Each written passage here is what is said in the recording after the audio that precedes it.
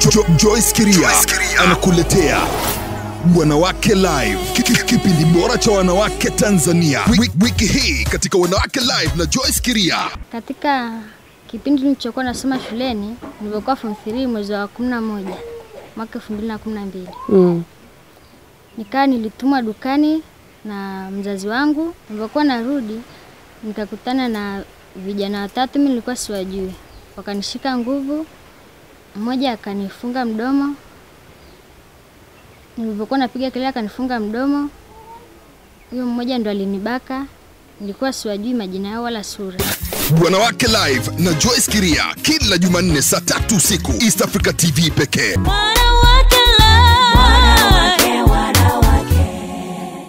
Wanawake Live inadhaminiwa na Amarula. Amarula, the spirit of Africa. QFL Magodoro Dodoma. Wildaf Tanzania. Ukatili wa kijinsia si jambo la kuvumilika. Toa taarifa kwenye vyombo vya sheria. Na Tigo. Smile, yo with Tigo Pesa.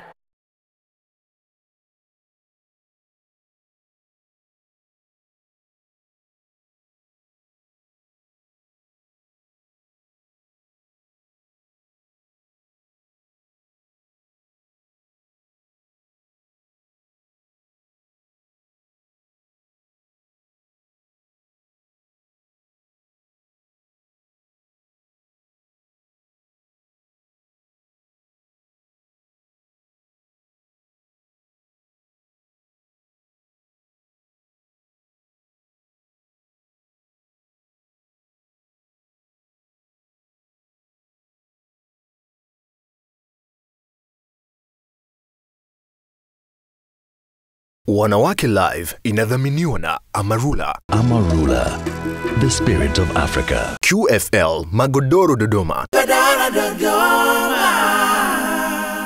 Wildaf Tanzania. Ukatili wa kijinsia si jambo la kuvumilika. Toa taarifa kwenye vyombo vya sheria. Na Tigo. Smile, yo with Tigo Pesa.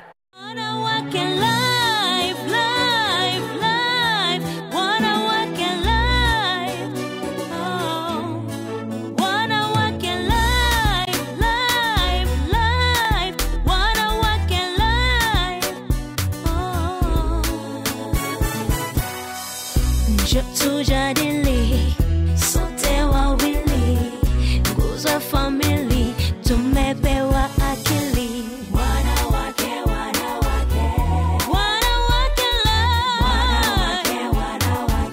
ni nguvu ya mwanamke. Wanawake ni kwa kila mwanamke.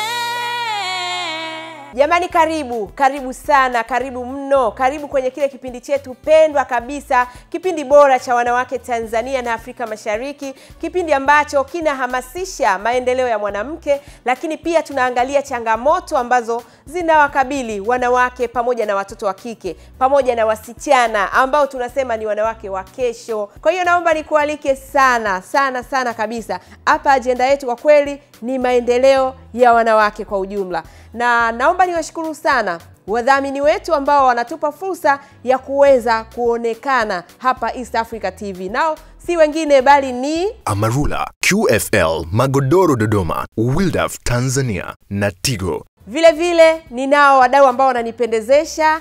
Kwa upande wa nywele ni Rose Brazilian, kwa upande wa makeup pamoja na styles ni Maznati Bridal Care Mikocheni, bila kusahau Beauty Point ambao ni mavazi pamoja na viatu. Kwa ujumla wake tunawashukuru sana wadau wetu. Kwa hiyo karibu sana kwenye kipindi chetu kinachoitwa Joyce Kiria Wanawake Live, ambacho unakipata kupitia runinga bora kabisa Afrika Mashariki na Kati, East Africa TV, ambayo inakuandalia vipindi bora, vipindi vizuri, vyenye kufundisha, vyenye kuburudisha. Jamani, si pengine bali ni EATV au Channel 5. Kwa hiyo nakualika sana huu ndio wakati wetu wa Joyce Kiria Wanawake Live. Tuko hapa kwa ajili ya kuweza kujulisha mawili matatu na kukumbusha kwamba wiki iliyopita jamani, kumbuka mada ambayo tulikuwa nayo hapa, tukiwa na yule mwanamama ambaye tunamuita shujaa, ambaye tunamuita jasiri, kwa kuweza kutoka na kuzungumza wazi wazi bila haya, bila aibu. Kwa sababu haya mambo, wako wengi wetu ambao huwa tunaona haya, tunaona aibu, tunaona jamani haya mambo tutayasemaje, lakini yeye lilipomkuta akasema mimi nalipeleka mbele, napaza sauti yangu dunia ijue, Tanzania ijue, mbele kwa mbele. Huyu mama ni Ana Muhimili, ambaye mume wake alijaribu kumtaka amfanyie kitendo cha ngono kinyume na maumbile. Naomba nisome jumbe fupi kidogo chache kwa wale ambao wametutumia kupitia mitandao ya kijamii. Sawa. Kwa hiyo kuna baadhi ya watu wametuma, ni wengi kidogo, lakini kwa sababu ya muda tutasoma tu chache. Kutoka katika website yetu ya wanawakelivetv.com, anasema kwamba hayo mambo ya ukatili yanatakiwa elimu sana, maana kila leo kuna mapya yanaibuka. Huyo mama ni mfano mzuri sana, la maana kwa sasa asiseme amemsamehe, anatakiwa amfukuzie mbali huyo baba na yeye aendelee na maisha yake na kulea wanaye. Tunu anasema najua kuna sheria ambayo inasema mtu yoyote akishiriki vitendo hivyo kinyume na maumbile anashtakiwa. Nadhani hata huyo baba anatakiwa achukuliwe hatua kali ili iwe fundisho na kwa wengine. Mohamed anasema ukatili mwingi unafanyika kwa sababu wengi wanaofanya makosa hasa huko vijijini hawachukuliwi hatua.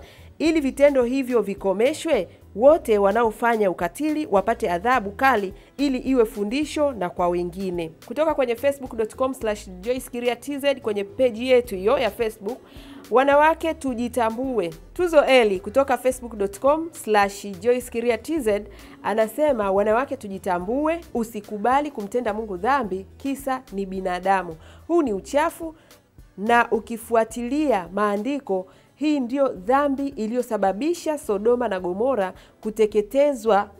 Kwa hiyo wanawake tuseme hapana kwa hili. Tony kutoka Arusha, yeye ametuma ujumbe kwenye simu yetu, anasema ya kwamba anaomba tumtafutie daktari ili aweze kuelezea madhara wanayoyapata wanawake wanaotumiwa kinyume na maumbile, maana wanaume siku hizi wanapenda kweli huo mchezo. Kwa hiyo tunaomba daktari aweze kutufafanulia, huenda wanawake wenyewe hatujui madhara yake ni nini, na ndio maana tumefika wakati tunakubaliana na hayo mambo.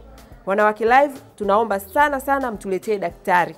Shukrani sana kwa wote ambao wameweza kutuma maoni yao kupitia mtandao wa kijamii, lakini leo tunazindua rasmi namba yetu ili wale ambao hawana uwezo wa kuingia kwenye mitandao ya kijamii, kwa maana ya tunatambua taifa letu inakabiliwa na changamoto ya internet. Si wananchi wengi sana wana hayo mambo ya internet. Kwa hiyo kwa wewe mwenzangu ambaye huna hiyo internet, basi ni wakati wa kuweza kutuma maoni yako sasa kupitia namba yetu mpya kabisa, ambayo utahitajika au utalazimika kutuandikia neno W live. Unaunganisha hayo maneno W live, W kwa maana ile wanawake, lakini unaandika ile herufi moja tu ya W, alafu unaunganisha na ile live. Unatuma, unaacha nafasi, unaandika maoni yako, tuma kwenda namba 15678. Narudia tena, tuma kwenda namba 15678. Na naomba tu nikufahamisha ya kwamba kiasi utakachokatwa katika hiyo message utakayotuma ni kile cha kawaida kabisa cha mtandao wako. Yaani hata ungemtumia mtu ukamwambia mambo, hiyo hela ambayo ungekatwa ndio ambayo utakatwa ukituma ujumbe kwetu sisi. Kwa hiyo usiwe na stressi, usione kwamba utakatwa pesa nyingi, hapana. Ni hela ya kawaida ya mtandao wowote ulionao. Kwa hiyo ndio namba yetu. Tunapokea maoni, tunaendelea kupokea ushauri, nini kifanyike katika mambo mbalimbali ambayo unayaona. Tunaendelea kushukuru watu mbalimbali, wadau mbalimbali pamoja na serikali wanaoendelea kuwasiliana na sisi katika yale ambayo tunayatoa hapa ili kuweza kuyapatia ufumbuzi. Nikitolea mfano swala la kule Bumbuli, Lushoto, Wizara ya Maendeleo ya Wanawake, Jinsia na Watoto wameweza kujitoa na kufuatilia kama serikali. Kwa kweli ni jambo la kushukuru sana, na sisi tunapata imani zaidi na serikali yetu pale ambapo tunaendelea kupiga vita masuala mazima ya ukatili wa kijinsia. Kwa hiyo tunaendelea kusubiria majibu ya lile swala la Bumbuli ambayo inasemekana yule mama alipigwa na mumewe mpaka akapoteza maisha. Lakini kuna mambo mengine mengi ambayo tunaendelea kushirikiana na viongozi mbalimbali, wadau wenyewe, wanajamii wenyewe katika kuhakikisha haya mambo tunayoyaleta hapa hayaishii tu kuonekana, hapana. Huku chini kwa chini yanaendelea kufanyiwa follow up, yanafuatiliwa, na mwisho wa siku tutaibuka na majibu au suluhisho, ili mwisho wa siku tuweze kujenga Tanzania iliyo salama kabisa, isiyo na ukatili wowote wa kijinsia. Hivyo basi, naomba sasa hivi niende nirudi kwa ajili ya kuja kukwambia tumekuandalia nini siku ya leo ndani ya Joyce Kiria Wanawake Live. Wanawake, wanawake. Wanawake Live. Wanawake. Basi mimi naomba nikukaribishe sana niweze kukuletea kile ambacho tumekuandalia kwa siku ya leo.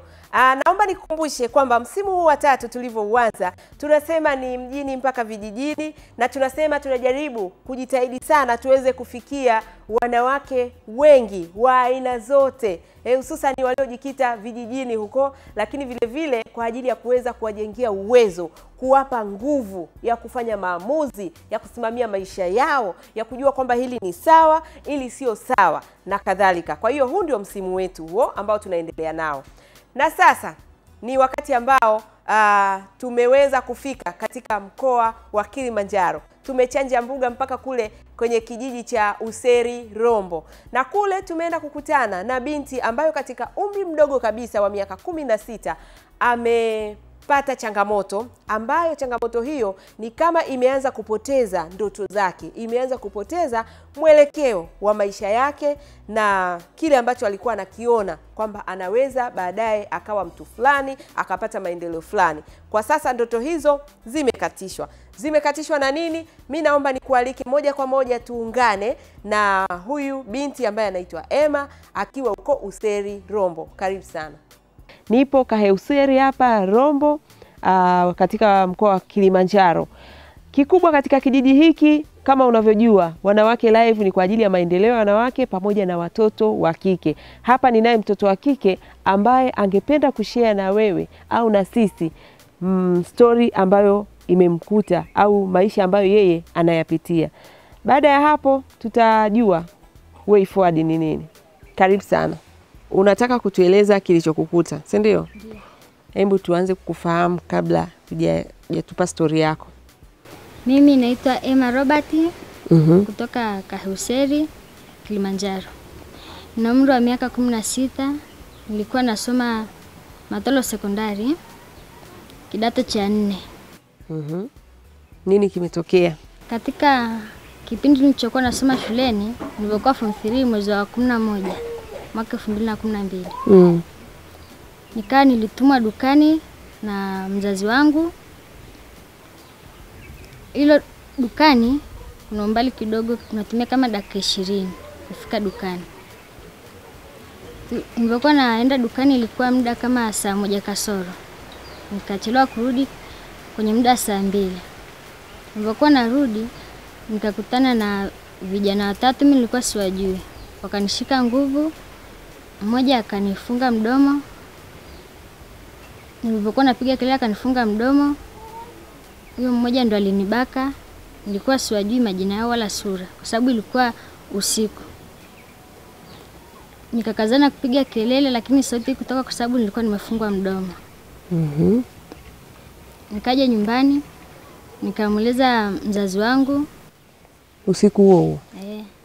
Nikamueleza mzazi wangu kwamba imetokea hivi, nimebakwa na watu siwajui. Mzazi wangu akaniuliza unawajua? Nikamwambia siwajui. Mama alivyonihoji kwamba hao watu nawajua au siwajui, nikamwambia siwajui, hata sauti sikuwajua. Ndio mimi nikaendelea na shule kama kawaida. Nikaja kujigundua na ujauzito baada ya kuwa najisikia kichwa kinauma. Nikamwambia mama kichwa kinauma. Ndio akaniambia labda, ndio mimi nikagundua kwamba na ujauzito kwa sababu sijaona siku zangu tena. Yaani mwezi wa 11 sijaona siku zangu. Ndio nikawa naendelea na shule kama kawaida. Mwaka 2013 nikaendelea na form 4. Baada ya kujua una mimba? Baada ya kujua nina mimba. Ukaendelea bado kwenda shule? Ndio. Nini kitu gani kilikupa nguvu ya kuendelea kusoma? Wewe unajua mtu akipata mimba nini kinatokea? Au inabidi iweje? Niliendelea na shule kwa sababu siku yani kichwa kilikuwa kinanuma tu kidogo. Sikuwa naumwa sana, nikaendelea na shule. Na wewe binafsi ulijisikiaje? Wewe kama wewe? Mimi kama mimi? Nilijisikia vibaya kwa sababu shuleni tulikuwa tumeambiwa ukishapata mimba ukiwa unasoma shule. Huruhusiwi kuendelea na shule. Ndio na mimi nikawa nasikitika tu rohoni, lakini nikawa najipa matumaini kwamba niendelee kusoma angalau hata nisajiliwe kufanya mtihani, nipewe na namba ya mtihani. Alafu ili nikijifungua nikaombe kufanya huo mtihani wa NECTA. Ndio. Nikawa naendelea, mwezi wa 5 walimu wakagundua kwamba nina ujauzito. Hapo ulikuwa ushasajiliwa? Ndio, mwezi wa 5. Ulisajiliwa? Ndio, nikafanya na mtihani wa prisoner kama kawaida. Baada ya kufanya mtihani wa prisoner, nilipomaliza, kwa sababu tulikuwa tunapewa na namba kabisa, kwa tunajipima ni mtihani vipi, yani unaweza kukaaje kwenye mtihani wa NECTA. Ndio. Nikafanya mtihani nikamaliza, nikakaa kama wiki moja, ndio nikaitwa ofisini, nikaulizwa una ujauzito, nikasema ndio. Ndio tukaenda hospitali. Wakapima, wakakuta kweli nina ujauzito. Nikapewa hiyo siku, ndo nikaenda shule. Ilikuwa siku ya Ijumaa. Nikaenda shuleni siku ya Jumatatu, niliambiwa niende. Wakanipa barua ya kufukuzwa shule moja kwa moja. Ndo na mzazi wangu akapewa barua, akatumiwa barua, akapewa. Ndo nikabaki nyumbani moja kwa moja. Nilipokuwa nabaki nyumbani, hicho kipindi nilichokuwa nyumbani, nikaa naomba wenzangu material ya kujisomea, kwa sababu nilikuwa nataka kwenda kuomba mtihani wa NECTA nifanye. Nikakuta yani bado nina ujauzito, kwa hiyo bora kwanza nijifungue ndio niende kuomba huo mtihani, kwa sababu nitakuwa tayari nimeshajifungua. Ndio nikajifungua mwezi wa 7. Mwezi wa 7 huo ndo nikaenda shuleni. Kwanza mamangu alienda shuleni kwenda kuomba nifanye huo mtihani wa form 4. Kabla hujajifungua? Kabla sijajifungua. Wakamwambia haiwezekani. Hiyo mwalimu wa Matolo sekondari akamwambia haiwezekani. Alipomwambia haiwezekani, akaja nyumbani. Baada ya kujifungua mimi, ndio babangu akaenda tena yeye mwenyewe, akaomba nikafanya mtihani tu wa NECTA. Mwalimu headmaster akamwambia kwenye shule yake hairuhusiwi. Ndo master akamwambia labda kikao cha bodi ya shule kikikaa waniite niende na mzazi.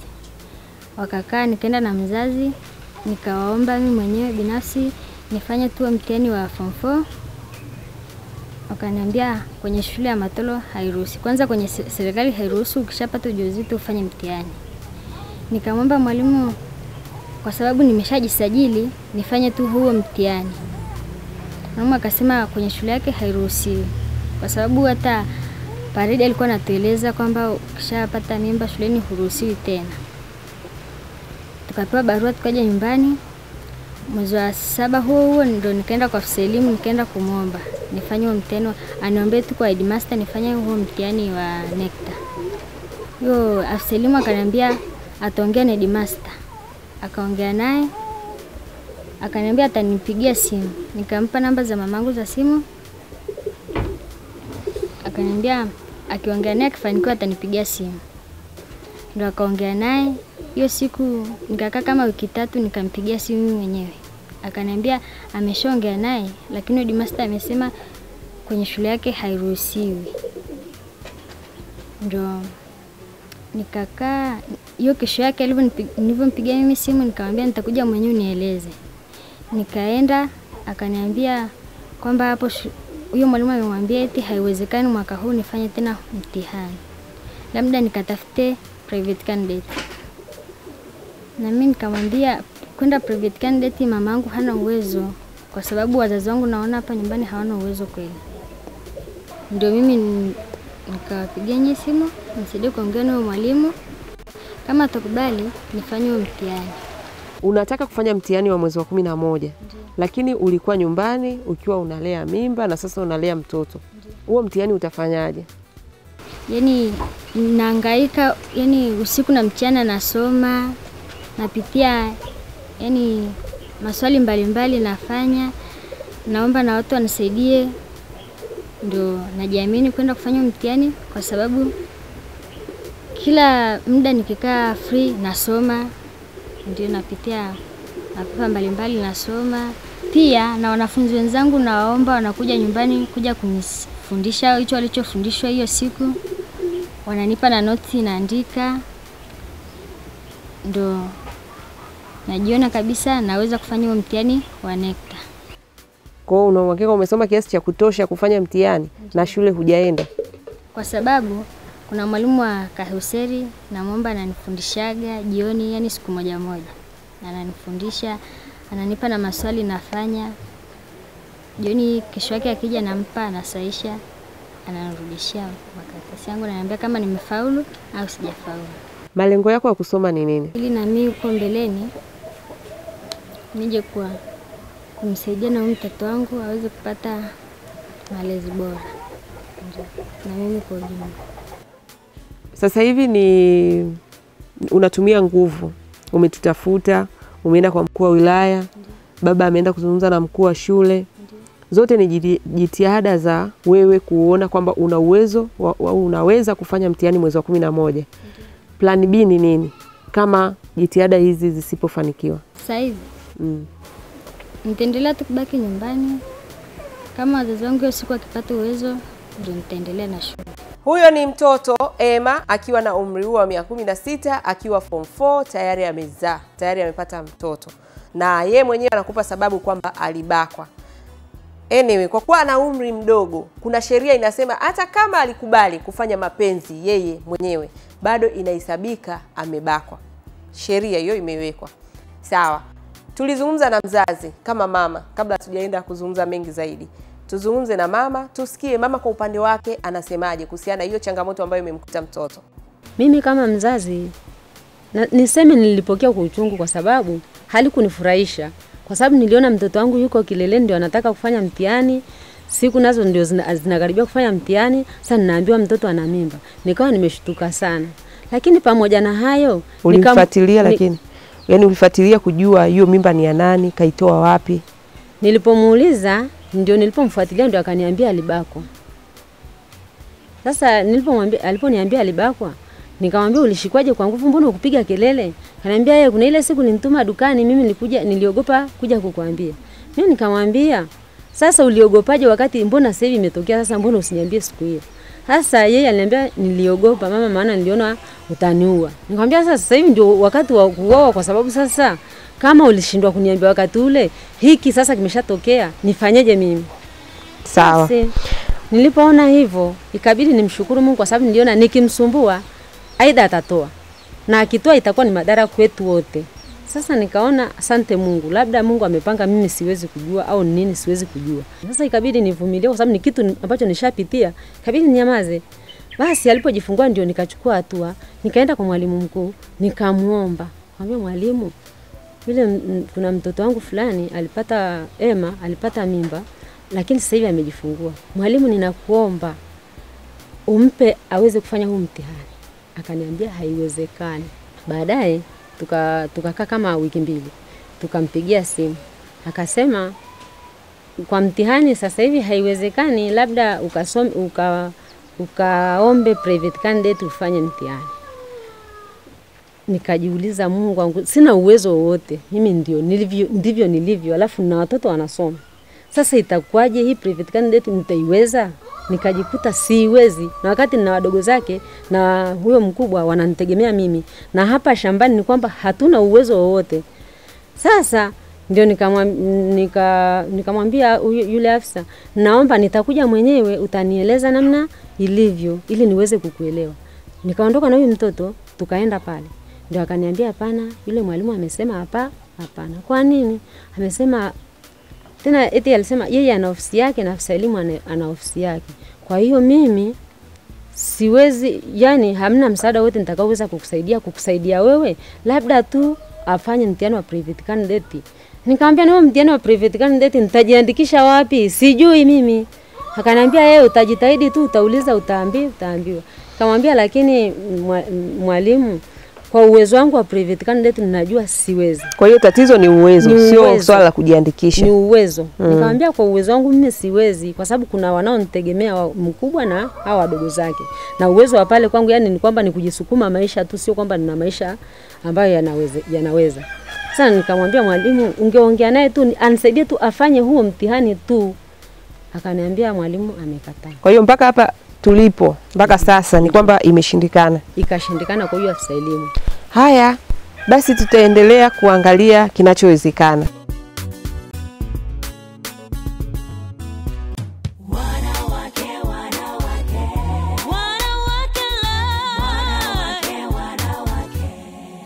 Twende tukazungumze na mwalimu. Wakati mwingine ni vizuri kuzungumza kama mzazi, kama mlezi, kuona sasa tutasaidiaje jamii yetu. Nipo katika shule hii ya Matolo ambayo iko katika wilaya ya Rombo na ni eneo ambalo linajulikana kama Useri. Na hapa tumekuja mahususi kwa ajili ya kuzungumza na mwalimu mkuu wa shule hii. Kama ambavyo umeendelea kufuatilia ni kisa cha Emma Protas, mwanafunzi ambaye alipata ujauzito na baada ya kujifungua anatamani kuendelea na shule. Na sasa hivi wako katika kipindi cha kujiandaa kufanya mitihani ya form 4. Hebu tumsikilize mwalimu. Yeye anatuambia nini kuhusiana na swala hili. Mwalimu, karibu sana. Ni kweli kwamba Emma Protas yuko kidato cha 4 mwaka huu. Alipata ujauzito. Sasa tena ambacho tulikifanya sisi ni kwanza ni kuhakikisha kama kweli ni mjamzito. Kwa hiyo walimu wa nidhamu pamoja na matron ilibidi kwenda hospitali kuhakikisha kwamba kweli huyu mwanafunzi ni mjamzito. Unaweza kuzungumzia kama ni mjamzito kama kuna ushahidi. Kwa hiyo mara baada ya kupata ushahidi wa daktari ilibidi kwanza tumsamishe shule. Sababu uweza sasa kukaa na mwanafunzi darasani, unaweza kuwa unajua huyu ni mwenzetu mjamzito na sheria haimruhusu kwa darasani. Labda hapo kwenye sheria, hebu tufafanulie kidogo. Unaposema hairuhusu, hebu tupe ufafanuzi. Sheria ya shule inasema kwamba kama mwanafunzi amepata mimba na ikathibitika kwamba kweli amepata ujauzito, kisheria ruhusu kwa shuleni. Ni sheria ya elimu. Okay. Kadi ya pili kipo imethibitisha kwamba kweli mjamzito. Ndio. Kwa utaratibu ibidi wa kweli tu msimamishe shule. Msimamishe shule na nikaandika barua. Kwa hiyo katika utaratibu wa sisi tumepomesha na sasa hivi kachajifungua. Wali nafu ni kwamba baada ya kuona kwamba anataka kweli kusoma. Kwa sababu Emma bado mtoto mdogo sana. Bado mdogo. Hata kimwangalia yeye na mtoto wake akimbeba kama amebeba mdogo wake na wala si mtoto wake. Kwa akaenda kwa elimu, akaenda kaeleza hilo. Mimi hakunifuata kama mlivyokuwa mnasema. Mimi hakunifuata. Mimi nimeona naye tokea kwenye kikao cha bodi ya shule. Lakini kunifuata mimi kama mimi hakunifuata. Ila mzazi wake alinifuata kuja kuomba ushauri. Na mimi mzazi wake nikamwambia kwa sababu Emma hakusoma toka mwisho wa mwezi wa 3. Hajasoma. Sasa ukimuingiza sasa hivi afanye mtihani wa kidato cha 4 mwezi huu wa 11 unaokuja, Emma atapata 0. Pamoja kwamba alikuwa ni mtegemea. Lakini sasa amekaa nyumbani na analea mimba, mwisho akaanza kulea mtoto. Utakapoanza kumkurupusha nyumbani Emma kumpeleka shule kipindi hiki, yule mtoto atakosa haki zake. Na mtoto akikosa haki zake, anaweza kuathirika kimalezi. Kwa hiyo sisi tumetugusa, mimi kama mkuu wa shule imenigusa. Na nimejaribu kueleza watumishi wenzangu, kwa kweli na kila mmoja ameguswa kwa namna yake. Kama mzazi na kama mlezi. Kwa hiyo mimi nikamshauri mzazi, kwa sababu Emma hajasoma, kwa nini asihangaike kwanza kumlea yule mtoto kwanza, ili yule mtoto aweze kupata haki zake. Baada ya hapo ajitahidi yule mtoto asome katika mfumo usio rasmi. Na mimi mzazi wake nimempa ushauri kwamba kipindi hiki alee yule mtoto kwa sababu anataka kupata haki zake. Na nikamshauri kama kuna shule za majirani hapa kama Shauri Tanga sekondari, naweza kuzungumza na mkuu wa shule mwenzangu pale Nikamueleza history background ya huyu mtoto. Akampokea. Kwa kipindi hiki anaweza kaanza kidato cha 3, mwaka kesho anakusanya nguvu. Akiingia kwenye kidato cha 4, nguvu tayari zipo za kufanya mtihani kidato cha 4. Lakini sasa hivi Emma kikulikuwa kufanya mtihani kidato cha 4 hata faulu. Kwa nini unasema afanye mtihani katika mfumo usio rasmi? Tafsiri yake ni nini? Tafsiri yake ni kwamba asome katika private. Kwa sababu katika mfumo rasmi kama huu kwetu sisi, ambako tunampokea mwanafunzi kutoka kidato cha kwanza mpaka cha 4 wanaoletwa na serikali. Huko sasa hataweza. Kwa hiyo ni shule ya serikali. Hii ni shule ya serikali. Kwa hiyo lakini anaweza akajisomesha katika shule ya private. Na akaendelea kama wenzake wengine ambao walipata matatizo kama hayo kutokana na tatizo ambalo amelipata. Hivyo niko mshauri mzazi wake. Na akaniuliza kwamba je, anaweza kufanya mtihani mwaka huu? Nikamwambia mwaka huu kama utalazimisha, hata kama akienda private ulipe fine. Sasa hivi fine shilingi imeshafika karibu kwenye shilingi 50 sasa. Ulipe fine sasa hivi. Hizo hela utazipoteza. Nikampa matokeo ya kidato cha 2 kama ataweza, lakini nikamshauri sana asije akalipa kwa sababu atapoteza hizo pesa. Emma hajasoma, na kama anasoma hapa shuleni muda wote huu performance yake iko hivi. Je, niambie kwamba niache kwamba anasoma nyumbani kweli? Hao walimu watapata wapi kwa nyumbani? Na huko nako analea katoto kadogo. Kwa mimi nikamshauri sana, hebu mwaka huu mrudishe kidato cha 3 katika private yote. Mwaka kesho anakuwa anakusanya nguvu, na yule mtoto amepata nguvu, anaelewa hata na bibi yake kitu kama hicho. Emma atasoma kama vile nimesaidia watu wengine. Kwa mimi kwa kweli ushauri wangu ni huu wa huyu binti. Mimi namwonea huruma, bado mdogo sana, na mzazi wake bado malengo yake hayakamilika katika kumsomesha mtoto. Na mtoto kama amekuja mpaka kwenu huko amekuja kuomba ushauri ni kwa sababu anataka kusoma. Sheria Zanzibar ameweka. Tulikwenda Zanzibar tukawa tunazungumza na wenzetu kule, wakawa wanasema wao wameweza. Lakini tulipouliza akasema kwanza wao ni wachache. Wanafunzi wao kule ni wachache. Na wale ambao walikuwa wanapata matatizo kama hayo walikuwa wanawapa sheria kwamba tunakusaidia lakini ututajie mhusika. Na tunakupa nafasi mara moja tu. Utarudia. Ukitokea mara ya pili tena, hiyo sio kwetu. Kwa tutakusaidia kwa hiyo. Lakini wenzetu kule walimudu kama walivyokuwa wametueleza wenzetu wakuu wa shule kule. Waliweza kwa sababu kwanza wasichana kule wenzetu sio wengi. Lakini Tanzania bado wako wengi. Wewe ukichukulia nchi zote hili wanafunzi wa kike wako wangapi? Uje uweke hiyo sheria. Sawa, lakini tuwekee basi hiyo sheria. Na sisi wakuu wa shule tulinde. Kwa sababu naweza kusema kwamba wenzetu Zanzibar wamemudu. Sisi huko hamjatuambia sheria. Hamjatusema kwamba sheria hii irekebishwe ili watoto wao wasaidiwe. Mnazungumzia kwenye majukwaa. Jukwaa halina maandishi. Tupeni maandishi kwamba 1 2 3 tunarekebisha hii sheria. Ili mtoto wa kike tumlinde akipata tatizo kama hili. Watoto wetu wanaharibika, wako wengi. Sasa huyu ni mmoja wapo ambaye amepata tatizo hili amekuja kwenu. Na hao ambao hawakuja kwenu mnajua kwa ngapi? Wako wengi. Kwa hiyo sisi nafikiri ninyi mngetusaidia. Mseme kwamba hii sheria ibadilishwe. Ili tuletee huko shule. Ninapotokea hili, sisi wakuu wa shule tunakinga. Tumepata kinga kwamba mwanafunzi amepata ujauzito. Lakini je, tunaweza tukacontrol hiyo flow ya wanafunzi wa kike itakayopata mimba? Ikipatikana sheria kuna tatizo. Kwa sababu tunataka watoto wa kike wasome na maisha yao yawe mazuri kama tunavyosema. Lakini kwa kweli wakuu wa shule mtuwekee kinga. Mimi Joyce Kiria ni mdau mkubwa kabisa wa maendeleo ya wanawake hapa nchini Tanzania. Nilialikwa katika sherehe za miaka 50 ya shule ya wasichana, shule ya Weruweru, ambayo ilifanyika hivi karibuni. Na katika shule hii inasemekana wako wasichana ambao walipata ujauzito lakini wakapewa fursa ya kuendelea na elimu, na leo tunawatizama kama mfano wasichana ambao wamepata ukombozi wa fikra na wanaendesha maisha yao na familia zao vyema. Sasa kwa kuzingatia hilo, nilipeleka ombi hili maalum la huyu mtoto Emma mbele ya waziri mkuu wa nchi yetu, Mheshimiwa Mizengo Pinda, akiwa na naibu waziri wa elimu hapa nchini Tanzania. Kikubwa ni kumpa fursa huyu binti Emma ili aweze kufanya mtihani wake kama anavyoomba. Mtoto wake ana miezi 2.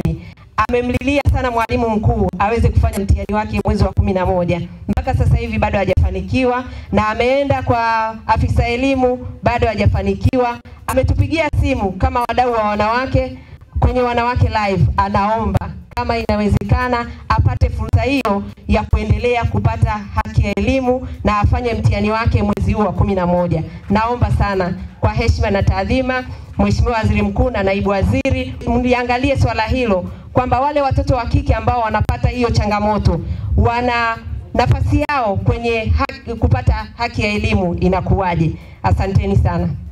Baada ya kuzungumza mbele ya Waziri Mkuu na Naibu Waziri wa Elimu na wadau wengine, Naibu Waziri aliniita akaniambia ya kwamba hiyo sio sheria, lakini yeye kama Naibu Waziri anaweza akampa fursa ya kufanya huo mtihani. Alinipatia namba za simu ili tuwasiliane, ili aone ni namna gani atamsaidia aweze kufanikisha kufanya huo mtihani. Mpaka sasa nimewasiliana na Naibu Waziri bila mafanikio, lakini ninaamini kwa kuwa muda bado upo atamsaidia huyu binti, kwa kuwa lengo ni kumpatia ukombozi wa fikra utakaomsaidia Emma kama alivyosema mwenyewe aweze kuwa msaada hata kwa huyo mtoto ambaye amempata akiwa na umri mdogo.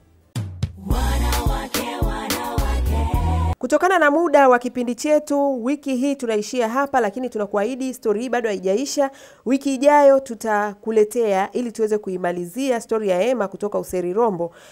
Tunaye Waziri wa Sheria na Katiba Mheshimiwa Mathias Chikawe alizungumza katika siku ya wasichana duniani ambayo ilikuwa imeandaliwa na wadau wa maendeleo hapa nchini Tanzania, UNFPA. Lakini vile vile tunaye Mama Maria Kam ambaye ni mama aliyetoa fursa kwa wasichana wa kike waliokuwa wamepata ujauzito, na leo ni wasichana ambao ni mfano kwa nchi yetu ya Tanzania. Vile vile tunaye mmoja kati ya hao wasichana ambaye leo na yeye ni mfanyakazi wa serikali na ni mfano wa kuigwa, kwa maana ya ni mtu ambaye amepata ukombozi wa kifikra na analeta maendeleo si tu kwa familia yake bali kwa jamii yetu ya Tanzania kwa ujumla wake. Kwa hiyo usikose kufuatilia Wanawake Live wiki ijayo.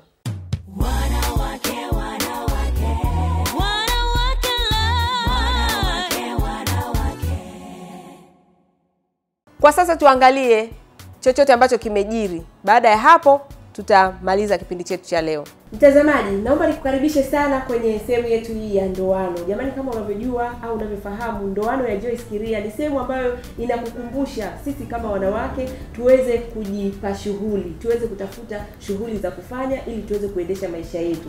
Na tukumbuke ya kwamba tunapata changamoto kubwa sana za kufanywa ukatili wakati mwingine, au za kufanya mambo ambayo hayaendani na yani ufanyi kwa hiari yako, ila unalazimika kufanya kutokana na swala zima la hali ya maisha. Maisha yamekuwa magumu na wewe umejibweteka, umekaa tu, basi inabidi ufanyeje? Huna jinsi. Sasa hapa tunakwambia mwanamke, mtoto wa kike, jipe shughuli.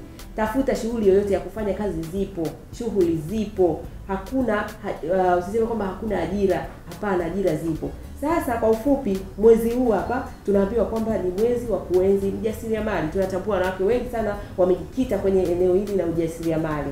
Sasa ninaye hapa mdau wa eneo hili ambaye yeye atatufahamisha sasa ni kitu gani kinafanyika kutokana na huu mwezi wa kuenzi wajasiriamali. Dada, karibu sana. Asante sana. Kwanza tufahamiane. Mimi naitwa Noreen Toroka. Sawa. Ni mratibu wa mpango wa endeleza ujasiriamali kwa kina mama hapa Tanzania. Ninafanya kazi ya ELO kwenye mradi ambao unafanyika katika nchi 3, Tanzania, Kenya na Uganda, na unakuwa supported na serikali ya Ireland kupitia Irish Aid, na tunafanya Tanzania na serikali ya Tanzania kwa kupitia Wizara ya Kazi, Wizara ya Viwanda na Biashara na Wizara ya Wanawake, Wizara ya Jinsia, Maendeleo ya Jamii, Jinsia na Watoto.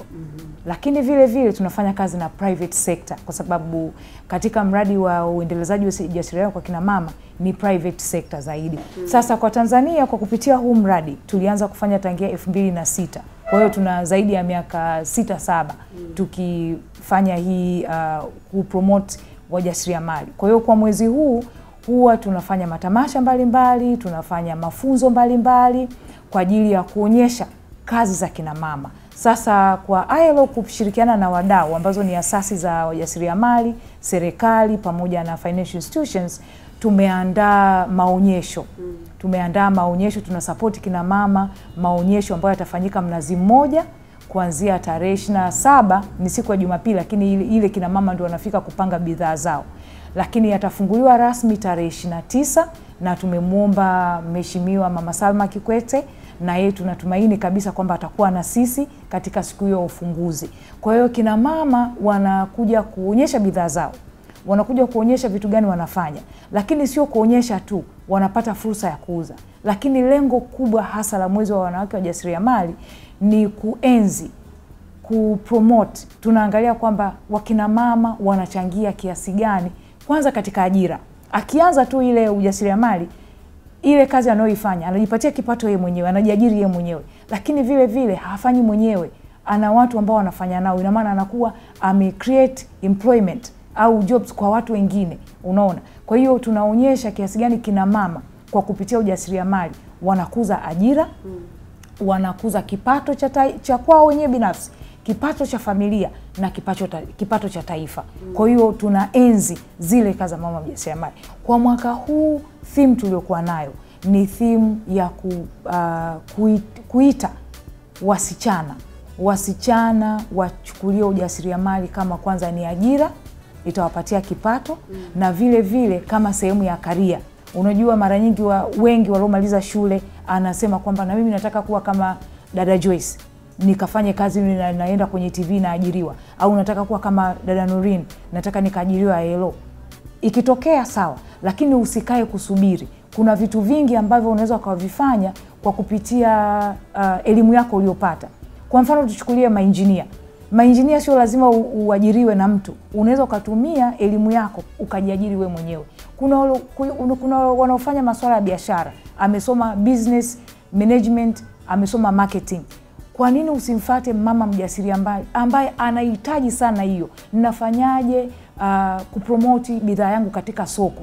Kwa hiyo wale, kwa sababu wanao utaalamu, wanaweza kwenda kwa wamama wajasiriamali ambao wanahitaji sana, na wamama wajasiriamali wengi wako tayari kulipa. Siku hizi sio kama zamani, wako tayari kuchangia, inategemea ni kiwango gani. Kwa wale ambao labda hawana elimu hiyo, wana elimu nyingine tofauti, labda ana elimu ya kusindika vyakula, wanaweza kwenda kuwafundisha kina mama. Kwa hiyo sio tu lazima ujasiriamali iwe tu kwamba kuna kuuza na kununua kama tunavyosema kila siku. Kuongeza ubora. Mama anaweza kuwa anatengeneza vikapu, lakini wewe kwa kutumia elimu yako unamwambia mama, hapo ukichanganya rangi hii, ina maana umemsaidia, akikulipa umejipatia kipato. Kwa hiyo sio tu kwamba tukisema angalia fursa, sio fursa tu kwamba kuna mashamba tukalime, tunataka kila mtu akalime, lakini unaweza kuwa hulimi moja kwa moja.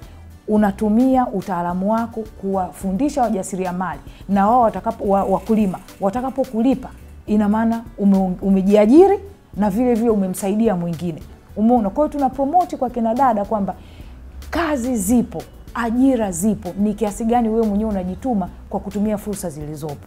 Okay. Ndio. Sawa. Kwa hiyo sasa ni nini ambacho mmekiandaa, tuseme sasa yule ambaye anatazama sasa hivi anataka aje kushiriki, ili na yeye kutoka hapo aweze kufunguka, kwa sababu pia kuna wakina mama, wakina dada wengi ambao wako tayari lakini hawajui waanzie wapi. Pengine wakija katika hizi activity ambazo mmeziandaa katika kumwenzi mjasiriamali, na yeye kutokea hapo anaweza akafunguka na akapata njia. Kwa kweli akifika Mnazi Mmoja, kuna kina mama ambao wanajishughulisha na vitu vingi sana. Kuna wanaosindika vyakula, kwa mfano kama mafuta ya kupikia alizeti, kuna wanaosindika unga wa chakula lishe, useme wako wajasiriamali wengi. Kuna wanguo, kuna wanaochonga, kuna wanaofinyanga. Kwa hiyo yeye akifika pale anaweza akagundua kwamba mimi naweza, unaona, kwa kuona tu. Kwa hiyo kwa maonyesho wengi tunasema njoo uone, ununue, ujifunze. Kwa hiyo kutoka kwa wajasiriamali utaona, utanunua na utajifunza. Ndio kikubwa ambacho tunawaalika watu wote. Ni bure Mnazi Mmoja. Ni bure kabisa, geti liko wazi kuanzia Jumatatu, kuanzia saa 2 asubuhi mpaka saa 11 jioni. Kina mama watakuwa pale, na ni kuanzia Jumatatu mpaka Jumamosi watakuwa pale kina mama. Na kwa hayo mafunzo tumealika asasi mbalimbali zinazotoa, tunasema BDS providers, watakuwa wanatoa. Kwa hiyo watakapokuwa wanatoa, ukija ukisikiliza unaweza pia kujifunza kutoka kwao. Kwa hiyo tunawakaribisha sana, mtakuja kujifunza. Na vile vile unaweza kukuta mama mwingine ambaye unaweza ukamuomba, mama, naomba unisaidie, uwe mentor wangu. Mimi nashona, lakini naomba nije nikupitie kwako kila siku kwenye kiwanda chako cha kushona, nijifunze 1 2 3. Kwa hiyo unaweza ukapata mentor. Unaona? Yeah. Basi mimi nakushukuru sana. Nakushukuru sana dada Joyce. Yes. Kina mama tunawakaribisha sana. Mje muone, mje mjifunze na mje mnunue. Kuna bidhaa nyingi sana ambazo mnaweza mkaziona, mkazinunua na mkajifunza. Tunashukuru sana. Karibu sana. Hayo ndio machache ambayo tumepata kutoka kwa mdau wetu wa maendeleo ya wanawake kutoka katika kitengo cha masuala ya ujasiriamali kwa wakina mama, na yuko hapa kwenye shirika la ILO. Mimi ninachokuambia kila siku kwamba wanawake tujipe shughuli. Najua na natambua kwamba wako wengi ambao wanatutumia ujumbe ya kwamba wangependa wapate tuwape mawazo zaidi, tuwape idea, yani wafanye nini. Wako tayari kujituma waweze kufanya kazi mbalimbali, waweze kujipa shughuli ili na wao waweze kutoka kimaisha. Sasa nafasi ndio hizi, fursa ndio hizi. Wewe nenda katika haya maonyesho ili sasa ndani ya wiki nzima, haiwezekani utoke hivi. Haitawezekana hata kidogo.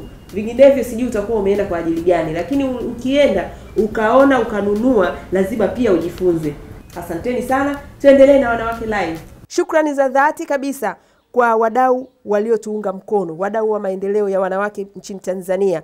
Kule Moshi, jamani, tunawashukuru sana hoteli ya Impala ambayo ilitupatia hifadhi wakati tukiwa kule katika kufuatilia kisa hiki cha Emma. Ni hoteli ambayo iko Shanty Town, ni hoteli nzuri. Tunawaomba muwaunge mkono kwa kuwa na wao wanaunga mkono maendeleo ya Tanzania kwa ujumla.